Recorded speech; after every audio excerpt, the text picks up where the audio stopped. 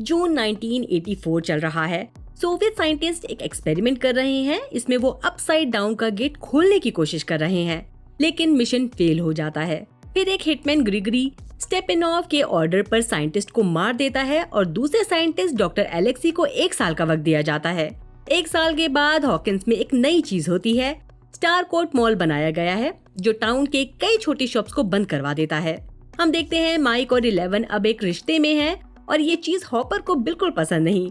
वो माइक को धमकाता है ताकि वो 11 से मिलना बंद कर दे। हॉपर बेसिकली एक टिपिकल फादर की तरह बिहेव कर रहा है। दूसरी तरफ डस्टिन समर कैंप से वापस आता है और अपने रेडियो टावर से अपनी नई गर्लफ्रेंड सूजी से कांटेक्ट करने की कोशिश कर रहा है, लेकिन उसके दोस्त उसका मजाक उड़ाते हैं। फिर इसी रेडियो टावर से डस्टिन गलती से एक रशियन लैंग्वेज ट्रांसमिशन पकड़ लेता है। उधर विल अभी भी अपसाइड डाउन से थोड़ा बहुत कनेक्टेड है। उसे लगता है कि माइंड फ्लेयर अभी भी जिंदा हो सकता है। फिर कुछ अजीब होता है। रैट्स इकट्ठा होकर एक पुराने मिल ब्रिम्बॉर्न स्टील वर्क में जमा हो जाते हैं और वहाँ वो एक्सप्लोड होकर एक ऑर्गेनिक मास में बदल जाते हैं।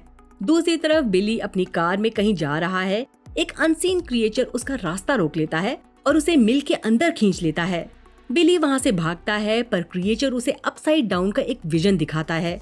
अब बिली को और भी ज्यादा विजन्स और अजीब वॉइसेस सुनाई देने लगती हैं जो उसको गाइड करती हैं ताकि वो अपनी कोवर्कर हेदर को किडनैप करके उस क्रिएचर के पास ले जाए। ऐसा लगता है उस क्रिएचर ने बिली को अपने कंट्रोल में ले लिया है। नैन्सी और जॉनथन हॉकिंस पोस्ट में इंटर्न्स के तौर पर काम कर रहे हैं। वो एक बुजुर्ग औरत डोरिस के घर जाते हैं क्योंकि उसे प्रॉब्लम हो रही है। कुछ पागल रैट्स उसके फर्टिलाइजर को खा रहे हैं। वहीं मैक्स और 11 शॉपिंग करते हुए अपना बॉन्ड बना रहे हैं ताकि वो माइक और लूकस को भूल सकें। माइक ने 11 से झूठ बोला था कि हॉपर ने उसको धमकी दी है, इसलिए 11 माइक से ब्रेकअप कर लेती है। जॉयस को अपने घर और वर्कशॉप के मैग्नेटिज्म में एक अजीब सी कमी महसूस होती है जो उसके लिए थोड़ा वियर्ड है।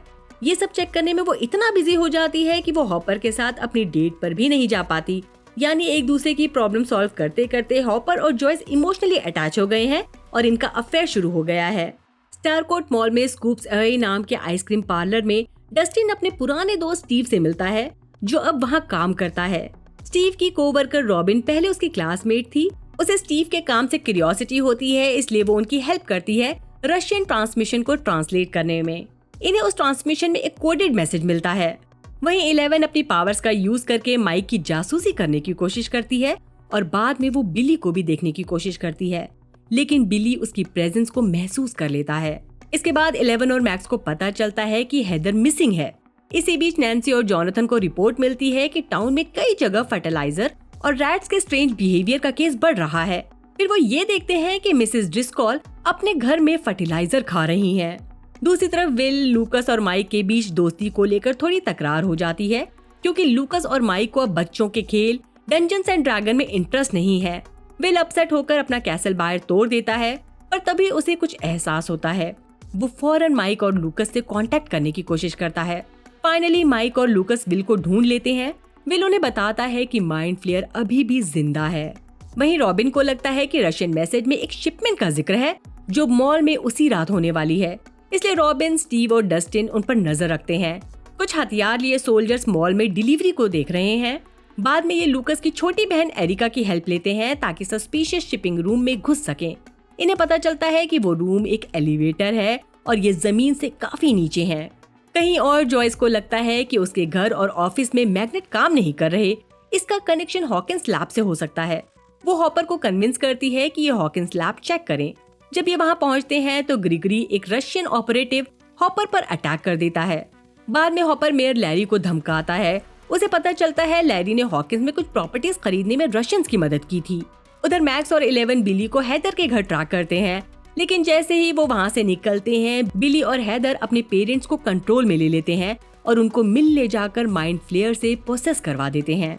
इसी बीच नैन्सी और जॉनथन को उनके बॉस टॉम, जो हेदर का डैड है, उन्हें मिसेस ड्रिस्कॉल के केस के चक्कर में जॉब से निकाल देता है। नैन्सी को थोड़ा शक होता है। वो मिसेस ड्रिस्कॉल को चेक करने हॉस्पिटल जाती है। वो देखती है कि वो माइंड फ्लेयर के कंट्रोल में है।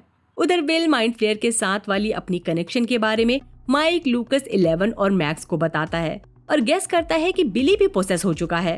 फिर ये लोग प्लान बनाते हैं कि बिली को पूल के सोना में ट्रैप करके ये कंफर्म करें कि वो सच में प्रोसेस है या नहीं। लेकिन बिली वहाँ से भाग जाता है और इन्हें मारने की कोशिश करता है, पर तभी 11 उसको रोक देती है।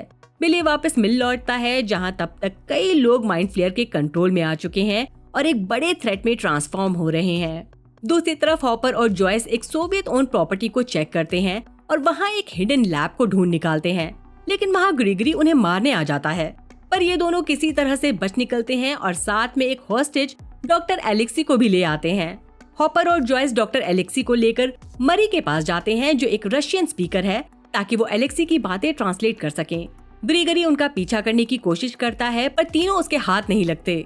कहीं और डस्टिन, स्टीव, रॉबिन और एरिका स्टारकोट मॉल के नीचे एक सोवियत बेस में पहुंच जाते हैं। वो रशियन सोल्जर से बचते हुए देखते हैं कि वहां एक एक्सपेरिमेंटल मशीन लगी है जो अपसाइड डाउन का गेट खोलने की कोशिश कर रही है। सीक्रेट बेस में स्टीव और रॉबिन को रशियन सोल्जर्स पकड़ लेते हैं। वो इन्हें ड्रग देते हैं और फिर इंटेरोगेट करते हैं। डस्टिन और एरिका इन्हें बचाने में कामयाब हो जाते हैं। उधर Nancy, Jonathan, Will, Mike, Lucas, 11 और मैक्स सोचते हैं कि बिली और ड्रिस्कॉल माइंड फ्लेयर के कंट्रोल में है। वो डिसाइड करते हैं कि ड्रिस्कॉल के पास हॉस्पिटल जाकर और इन्फॉर्मेशन इकट्ठा करें। नैन्सी को पता चलता है कि ड्रिस्कॉल हॉस्पिटल से गायब है। तभी नैन्सी और जॉनथन पर टॉम और ब्रूस अटैक कर देते हैं। ये रियलाइज करते हैं कि टॉम और ब्रूस भी माइंड फ्लेयर के कंट्रोल में है।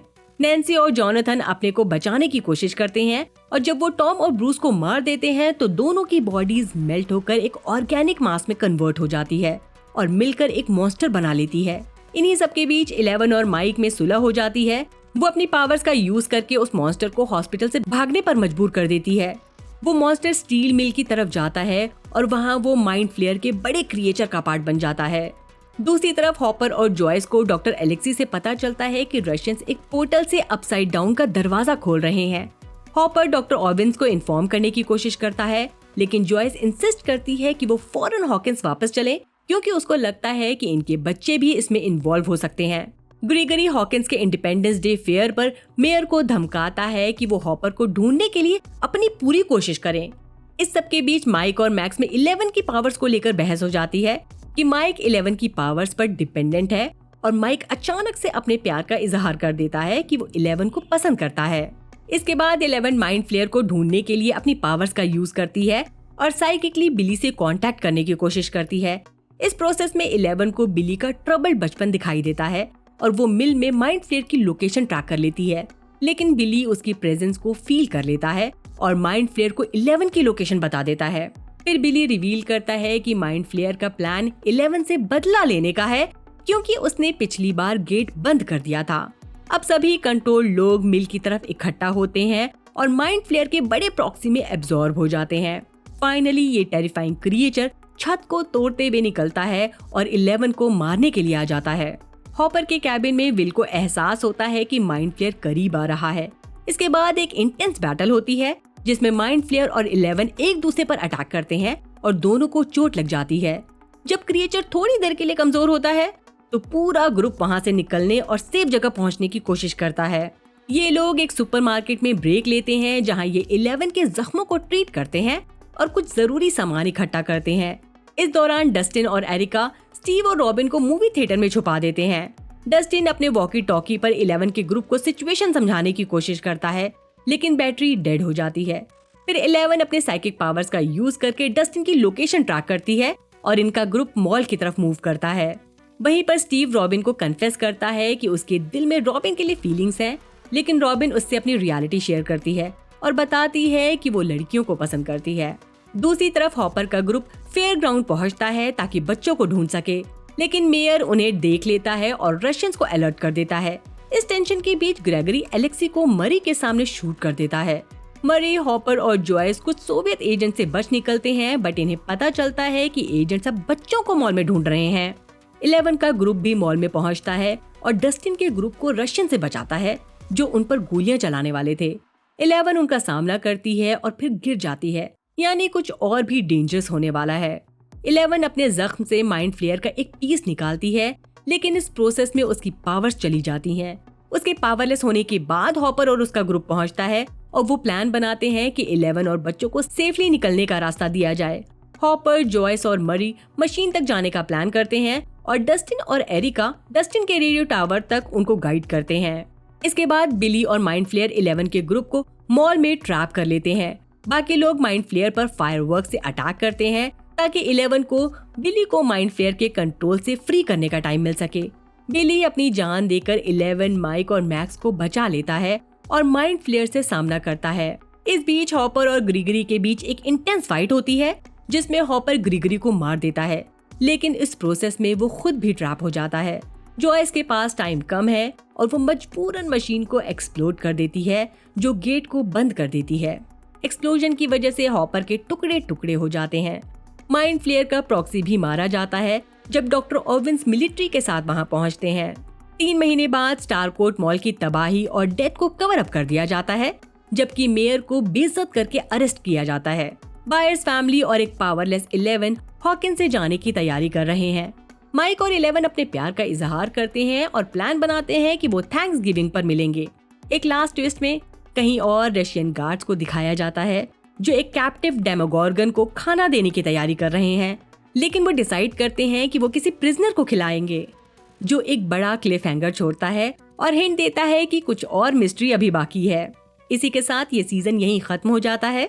मेरा वीडियो आपको कैसा लगा कमेंट सेक्शन में जरूर बताएं। अगर पसंद आया हो तो लाइक करें, चैनल को सब्सक्राइब करना ना भूलें और साथ ही बेल आइकन भी दबा दें, वरना आपको नोटिफिकेशन नहीं मिलेगी।